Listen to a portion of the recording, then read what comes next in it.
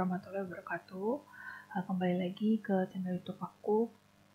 Kali ini kita akan bahas tentang goal programming. Oke, jadi yang kita bahas kali ini untuk metode yang non-preemptive goal programming. Lalu yang aku bahas kali ini itu tentang non-preemptive goal programming. Oke, sebelum kita mulai videonya, jangan lupa like dan subscribe video aku ya. Lalu dimulai dari goal programming itu biasanya dia merupakan suatu kasus persoalan yang memiliki tujuan atau goals-nya itu lebih dari satu. Ya, contoh aja misalnya maksimasi keuntungan. Lalu tujuan goals-nya itu meminimasi jam lembur, seperti itu. Jadi minimal ada satu tujuan goals yang harus dicapai untuk kasus permasalahan ini. Lalu untuk yang kedua, fungsi tujuannya adalah merupakan minimasi deviasi positif maupun negatif. Nah, deviasi positif itu adalah dilambangkan dengan simbol D pangkat plus. Nah, ini merupakan penyimpangan di atas nilai sasaran. Jadi, nilai sasaran tujuannya itu, misalkan saja, saya kasih contoh di sini itu dia ingin meminimalkan jam lembur. Minimalkan jam lembur sebanyak 8 jam. Otomatis di sini kita akan pakai simbol kurang dari sama dengan. Karena maksimal waktu tersedia adalah 8 jam. Jadi nanti akan terjadi penyimpangan jika nilainya itu adalah lebih dari 8 jam. Karena dia maksimal waktu tersedia adalah 8 jam, jadi penyimpangan terjadi ketika waktunya itu penyelesaiannya lebih dari 8 jam.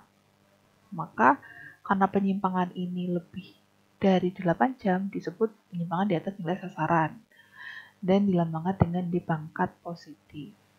Gitu. Lalu untuk deviasi negatif itu kita akan beri simbol D pangkat negatif yang menyatakan bahwa itu merupakan penyimpangan di bawah nilai sasaran. Nah, di sini saya kasih contoh, misalnya perusahaan ingin memproduksi, output produksi itu minimal itu harus 100 unit. Dengan kata minimal 100 unit itu artinya dia harus memproduksi minimal 100 atau lebih. Jadi di sini tandanya adalah lebih dari sama dengan 100. Nah, nilainya harus sama dengan 100 atau lebih. Nah, maka penyimpangannya akan terjadi ketika nilai sasarannya itu terjadi ketika di bawah nilai sasaran. Jadi nilainya di bawah 100. Nah, penyimpangan ini disebut penyimpangan di bawah nilai sasaran yang kita lambangkan menjadi D pangkat negatif. Nah, untuk pembahasan kali ini, saya ingin membahas tentang non-preemptive goal programming. Ya, yang dimaksud non-preemptive goal programming itu adalah semua sasaran memiliki kepentingan yang sama. Jadi, kita dalam mengerjakannya tidak melihat bobot ataupun prioritas mana yang harus kita kerjakan. Jadi penyelesaiannya langsung dalam satu langkah saja. Nah, bisa disebutkan bahwa di sini juga tidak ada prioritas. Jadi kita bisa mengkombinasikan semua sasaran untuk kita hitung di sini. Nah, jadi ini tidak ada prioritas ya untuk non-preemptive goal programming. Lalu untuk misalnya jika ada prioritas, contoh P1, P2, P3. Nah, artinya penyelesaian ini nanti sudah tidak bisa menggunakan non-preemptive lagi. Kita harus pakai preemptive goal programming. Nah, untuk penyelesaian preemptive goal programming, mungkin saya akan bahas di video selanjutnya. Oke? Lalu untuk mempermudah kita dalam memahami goal programming non-preemptive ini, saya akan berikan contoh. Contohnya ini kita bisa melihat dalam slide saya. Jadi sebuah perusahaan memproduksi handphone tipe A dan tipe B. Saya kasih ink warna merah. Jadi perusahaan memproduksi handphone tipe A dan tipe B. Untuk memproduksi tipe A memerlukan waktu produksi sebanyak 2,5 jam pada departemen 1 dan 3,5 jam pada departemen 2. Untuk memproduksi tipe B diperlukan waktu produksi 5 jam pada departemen 1 dan 3,5 jam pada departemen 2. Untuk setiap departemen memiliki jam kerja sebanyak 90 jam kerja setiap minggunya. Kebijakan umum perusahaan adalah menghindari lembur jika memungkinkan. Keuntungan perusahaan tipe A dan tipe B berturut-turut $50 dan $70. Pencapaian keuntungan minimal memperoleh $2.000. Jadi berapakah yang harus diproduksi oleh perusahaan? Nah, untuk menyelesaikan persoalan ini, kita bagi dulu menjadi rumusan dari permasalahan tersebut. Nah, kita bagi sesuai yang pertama itu adalah faktor, lalu tipe A, tipe B, karena dia memproduksi 2 tipe, lalu sasaran, dan yang terakhir penyimpangan.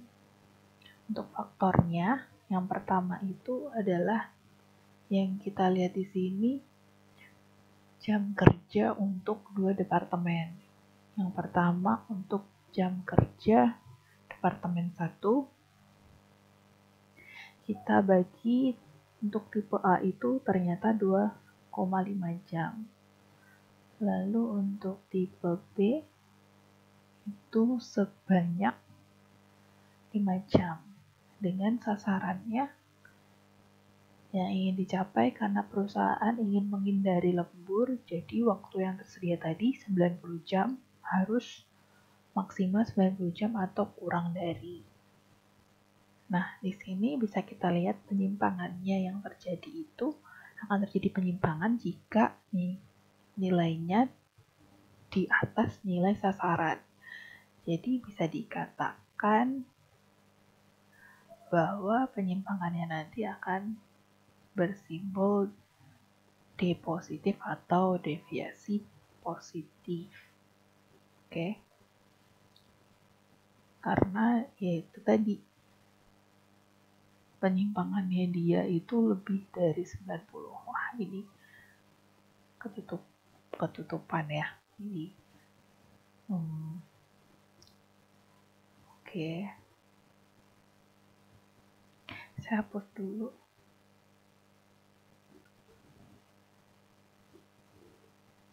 Jadi karena sasarannya kurang dari 90, maka penyimpangannya akan lebih dari 90. Disebut penyimpangan, maka disebut deviasi positif yang disimbolkan dengan D+. Nah, seperti ini. Sepertinya sudah mulai jelas ya bagaimana membedakan deviasi positif tersebut. Terus faktor yang kedua adalah jam kerja departemen 2. Untuk tipe A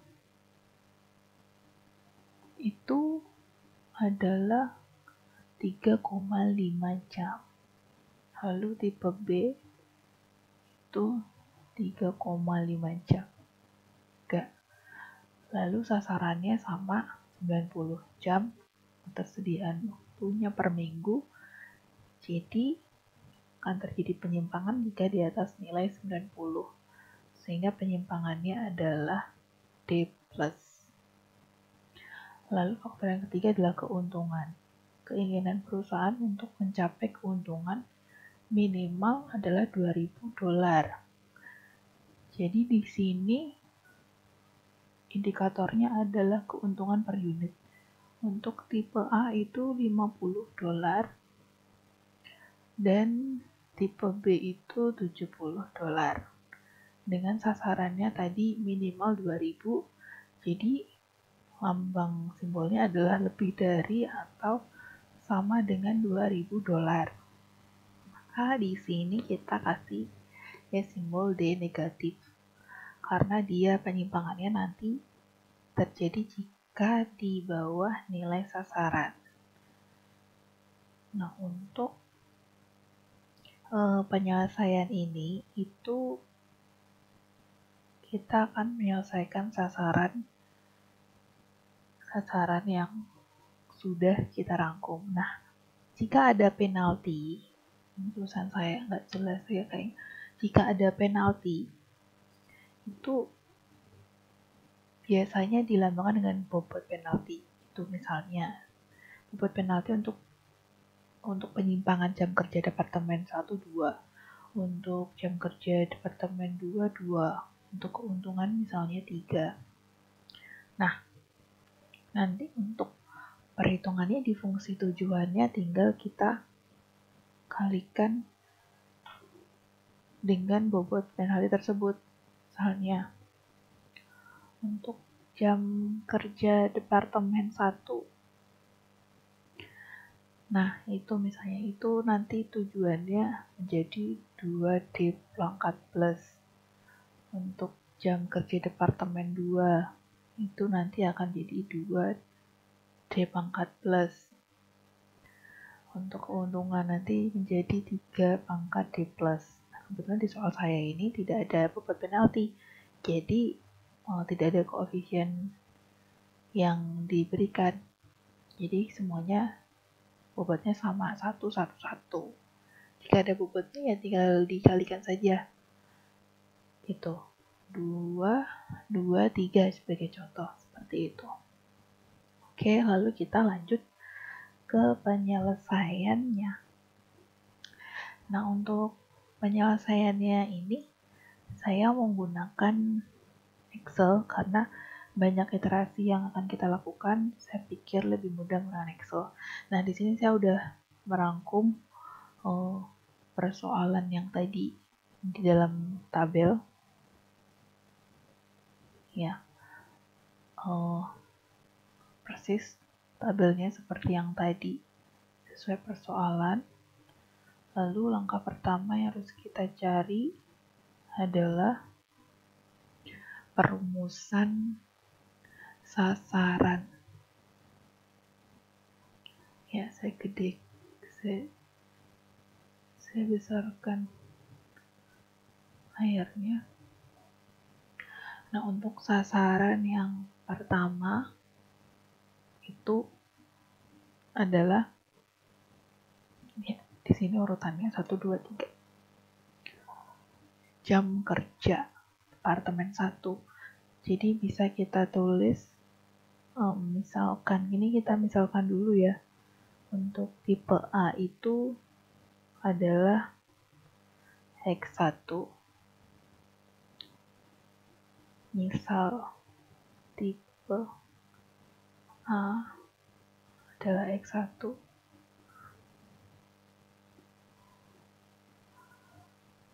Dan tipe B adalah X2. Atau kita bisa tulis di sini. Itu X1,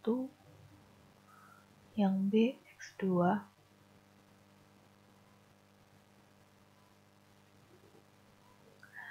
Nah, ini jadi untuk perumusan sasaran yang pertama itu bisa kita tulis 2,5. Ini saya pakai equation aja biar jelas.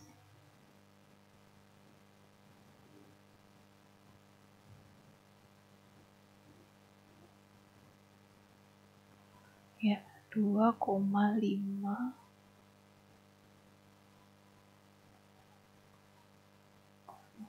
ya, ini kok hilang. Oke, kita ulangi lagi.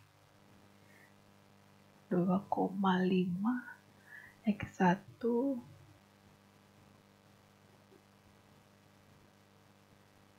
X1 ditambah 5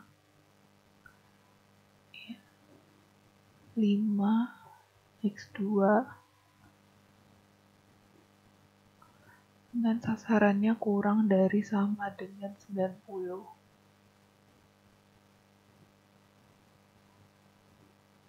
Nah, ini untuk sasaran yang pertama. Lalu untuk sasaran yang kedua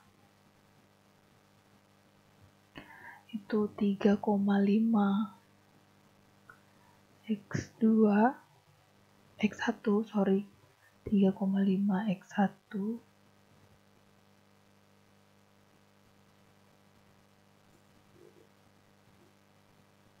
ditambah dengan 3,5 X2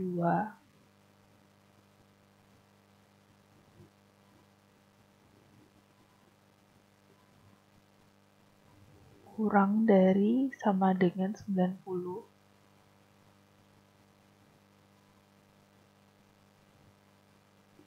Oke, ini yang sasaran kedua. Lalu sasaran yang ketiga itu dari keuntungan itu 50 X1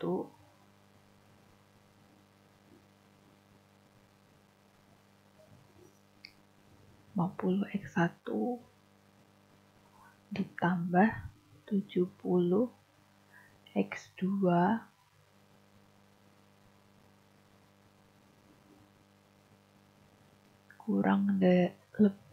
lebih dari sama dengan 2000.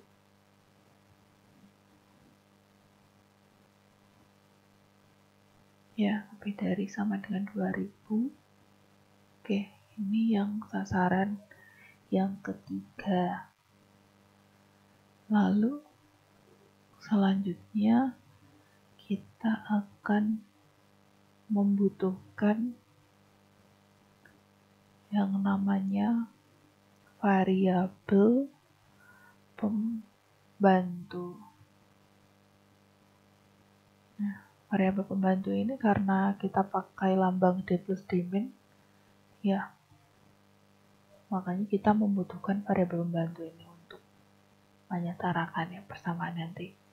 Ini variabel pembantunya adalah D1.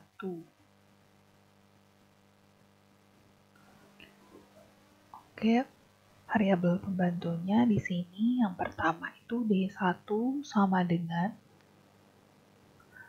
ini D1 kita lihat dari sasaran yang pertama yaitu 2,5 X1 plus 5 X2 kurang dari 90. Ini nilai 90-nya kita pindah ke ruas kiri.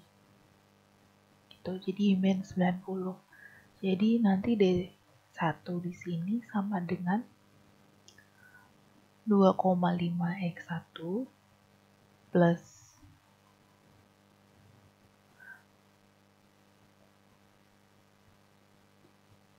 5 X2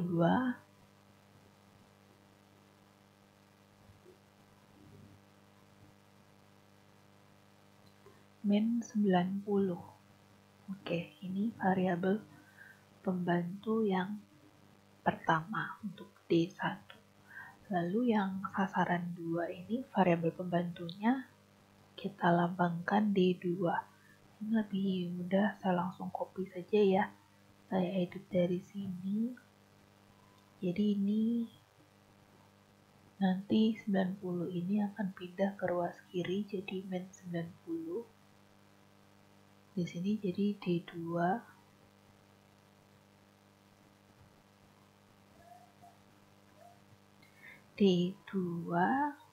sama dengan 3,5 X1 plus 3,5 X2 min 90. Oke, lalu untuk sasaran yang ketiga itu D3 ya. 3 sini kita pindah ke ruas kiri jadi min 2000, di sini jadi D3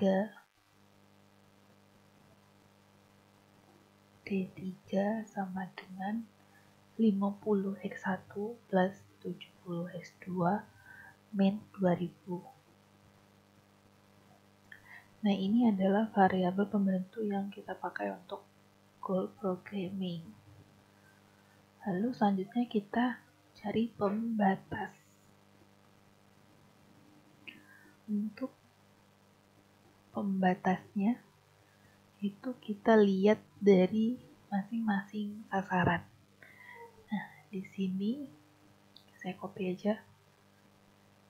Ini pembatas yang pertama, tadi yang kedua dan ketiga. Pembatas itu sama dengan yang sasaran-sasarannya itu ya.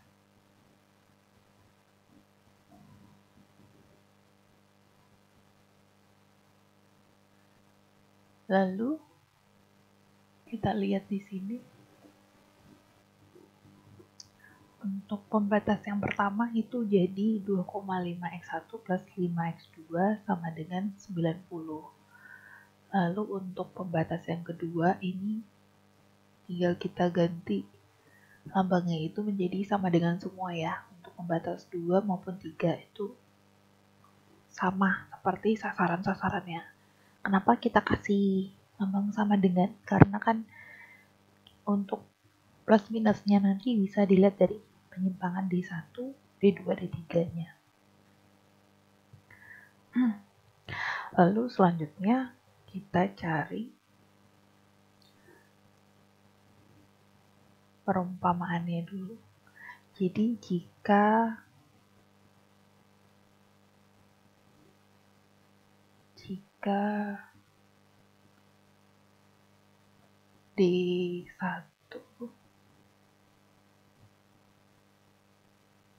D1 ini sama dengan D pangkat plus dikurangi D pangkat negatif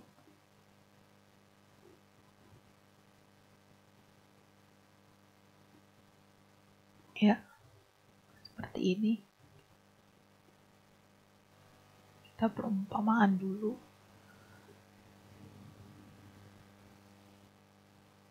Nah, di sini D1 sama dengan D pangkat plus min D pangkat min, di mana D pangkat plus ini D pangkat plus koma D pangkat min itu nilainya harus lebih dari sama dengan 0. Jadi di sini maka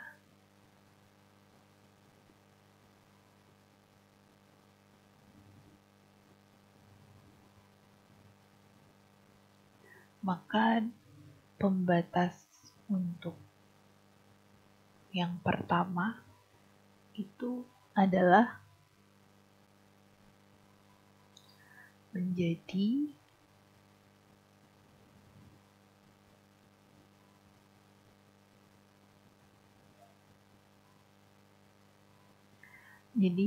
tadi kan D1-nya sama dengan 2,5x1 plus 5x2 min 90.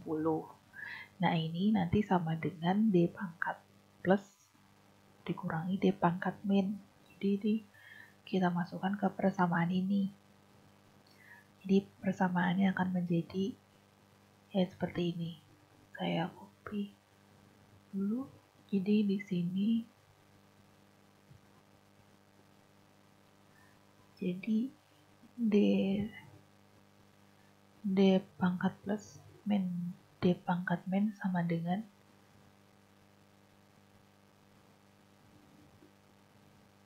2,5x1 plus 5x2 min 90. 2,5x1 plus 5x2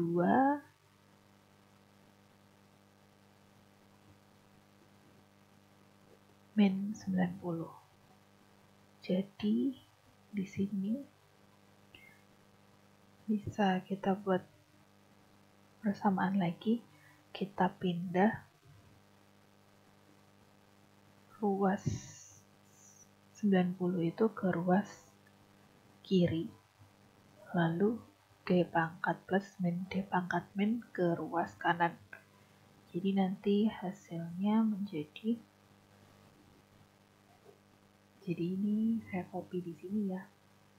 Jadi hasilnya nanti akan menjadi min 90 dipindah ke ruas kiri. Jadi di sini positif 90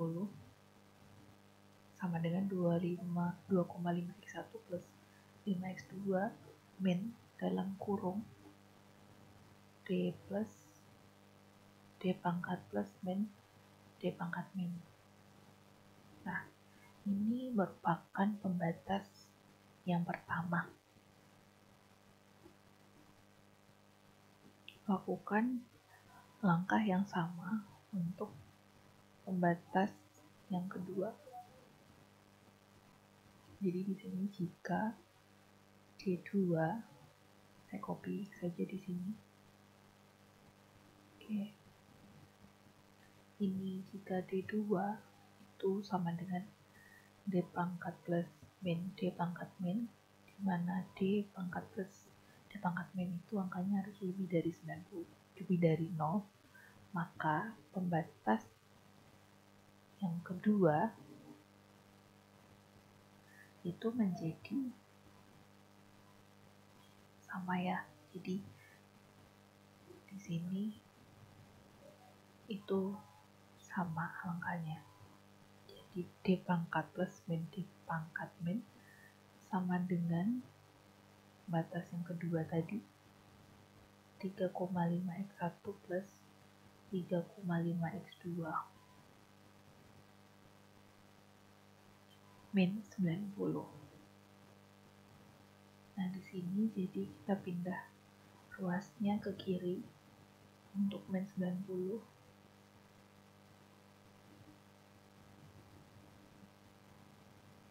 Ya. Lalu D plus min D minnya kita pindah ke ruas kanan nanti. Lalu untuk yang batas ketiga sama jika D3 sama dengan D pangkat plus min D pangkat min, di mana D plus min D pangkat min akan lebih daripada 0, maka pembatas 3 menjadi D pangkat plus min D pangkat min sama dengan 50, ini saya copy dari sini, 50x1 plus 70x2 min 2000.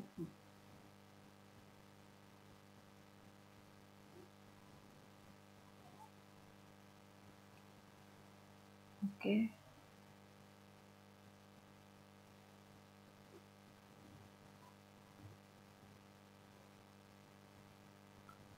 Kita udah selesai ke pembatasnya 1, 2, dan 3.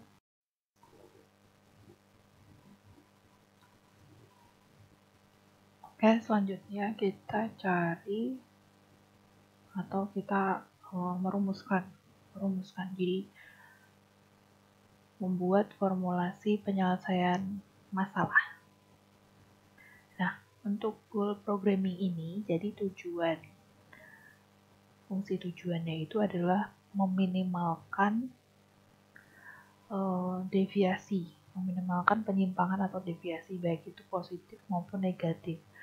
Jadi di sini kan kita lihat tadi permasalahannya dia adalah D plus D min, itu D1 plus D2 plus D3 min. Jadi ini bisa kita tulis untuk fungsi tujuan itu sama dengan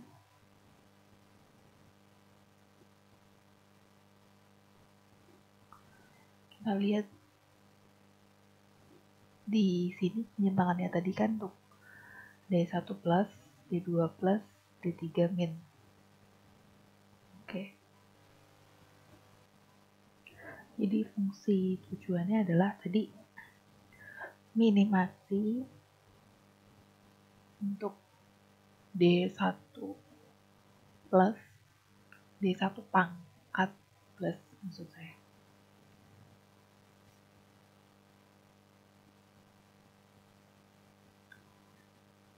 Ditambah dengan D2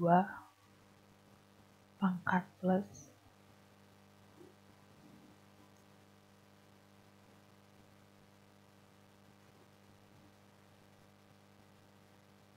ditambah dengan D3 pangkat min.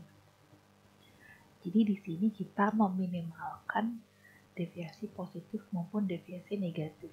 Ya, jadi fungsi tujuannya adalah minimasi. Nah, semua goal programming itu fungsi tujuannya adalah minimasi deviasi. Jadi bentukan fungsi tujuannya pasti akan minimasi. Yang pertama, yang kedua bentuknya pasti dengan simbol apa lambang D plus atau D min. Lalu pembatasnya membatas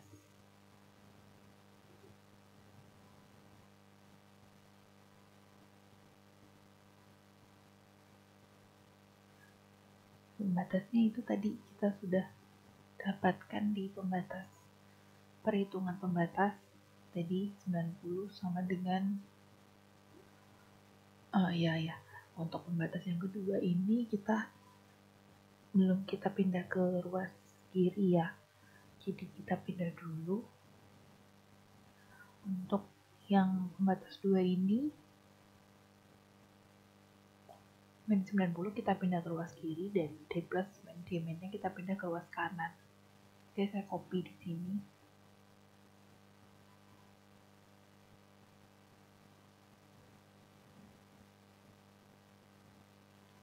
Pindah ke sini jadi plus 90 sama dengan 3,5 X1 plus 3,5 X2 min dalam kurung. Nah, kita pindah D plus min D pangkat min kurung tutup. Oke. Nah, ini pembatas yang kedua. Lalu yang ketiga ini juga kurang ya tadi. Ini kita copy. Jadi kita pindah min 2000 ini pindah ke ruas kiri jadi 2000 sama dengan 50x1 plus 70x2 dikurangi D pangkat plus min D pangkat min. Nah, ini adalah pembatas yang ketiga.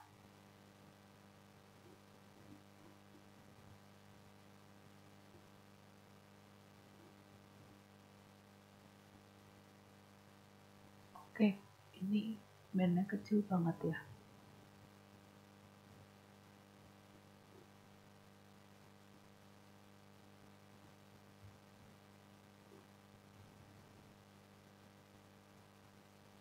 Oke, nggak apa-apa.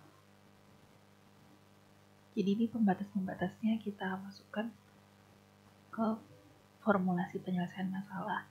Nah, ini kan kalau kita lihat dia kan isinya 90 sama dengan 2,5x1 plus 5x2 min D pangkat plus min D pangkat min. Nah, supaya lebih mudah saja ya, kita balik aja ya. Jadi yang 90 kiri ini kita pindah ke sayap kanan.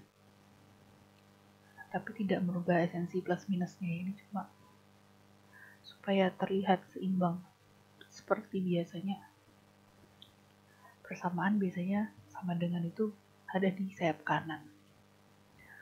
Ya, ini pembatas yang pertama. Untuk pembatas yang kedua itu, nah yang ini ya kita copy. Ini juga kita pindah ke kanan saja supaya lebih enak dilihatnya. Sama dengan 90 ya tadi.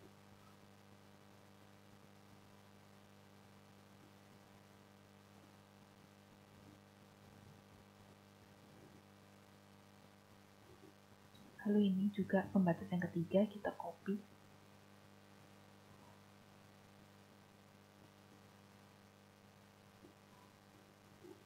kita pindah ke sebelah kanan, sama dengan 2000 ya. Oke, nah ini pembatasnya.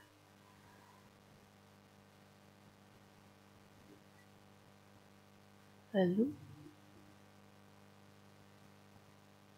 ini kita jangan lupa untuk kasih pembatas lagi ya, X1, X2, D pangkat D1 plus, D1 min, D2 plus, D2 min, D3 plus, D3 min itu harus angkanya lebih dari atau sama dengan 0. Nah ini juga jangan sampai ketinggalan. Dalam formulasi penyelesaian masalah biasanya pembatas itu selalu ada di sini nilainya, tidak ada yang negatif, jadi harus lebih dari atau sama dengan 0. Nah jadi kita tuliskan di sini ya.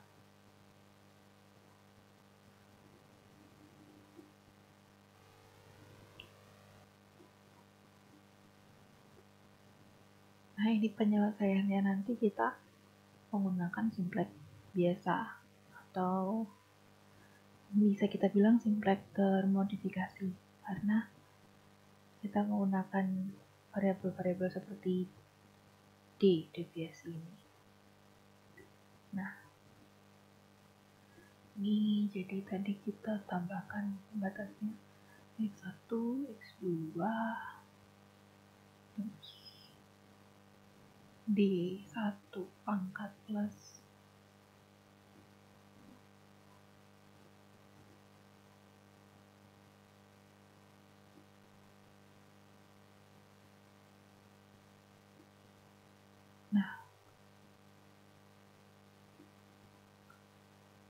ini video ini untuk bagian pertama ya. Nanti ada bagian lanjutannya, bagian yang kedua itu saya upload di video terpisah karena terlalu panjang untuk jadi satu video. Untuk penyelesaian simplexnya nanti ada di bagian video yang kedua. Oke, ini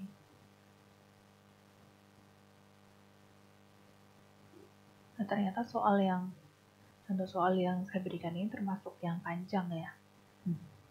Walaupun variabelnya hanya 2, tapi karena goalsnya itu ada 3,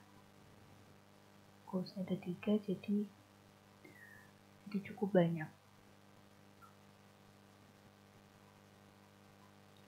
Oke, D3 plus, D3 min.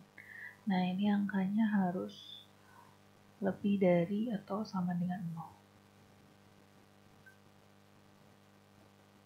Nah jadi oh ya, ini bagian ini tadi D pangkat plus ya, ini harus kita kasih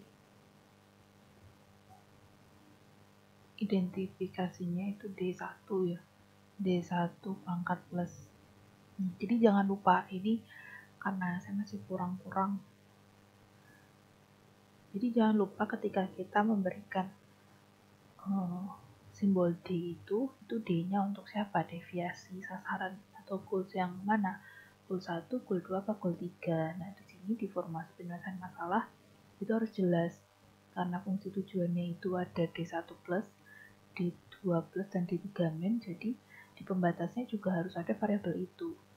Jadi di sini saya edit lagi karena tadi saya belum kasih angka 1, 2, 3 nya, jadi tadi masih D pangkat plus.